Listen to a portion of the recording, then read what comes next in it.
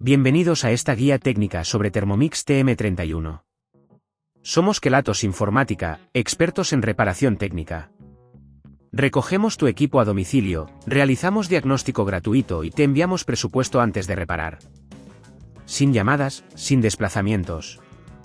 Estamos ubicados en calle Joaquín María López 26, Madrid. Cómodo, transparente y profesional. Enlace en la descripción. Si tu Thermomix TM31 hace un ruido horrible, es posible que estés sufriendo de un fallo en el motor o en algún componente interno. Este ruido puede ser un indicativo de que algo no está funcionando correctamente y si no se repara a tiempo, podrías provocar daños mayores que resulten en una avería más costosa de reparar. Por eso, es importante actuar rápidamente. Para llevar a cabo esta reparación necesitarás un destornillador de estrella, un destornillador plano, pinzas, un multímetro y un lubricante específico para motores.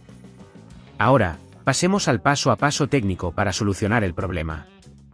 Primero, asegúrate de desconectar la Thermomix de la corriente y colócala sobre una superficie plana y estable. Con el destornillador de estrella, quita los tornillos que están en la base del aparato. Hazlo con cuidado y guarda los tornillos en un lugar seguro. Una vez que hayas retirado la tapa, puedes visualizar el interior.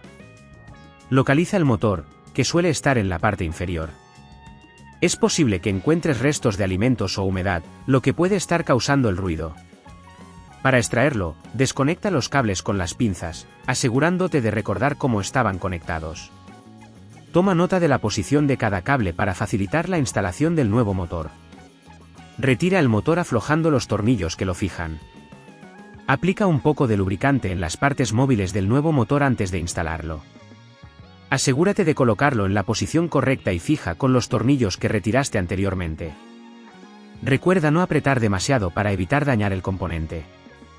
Una vez que esté bien sujeto, reconectar los cables, siguiendo la misma disposición que tenías antes. Antes de cerrar la tapa, es recomendable hacer una prueba. Conecta la Thermomix a la corriente y enciéndela para comprobar que el ruido ha desaparecido. Si en este punto ves que es demasiado complejo, recuerda que en Kelatos recogemos el equipo en tu domicilio y te lo devolvemos reparado.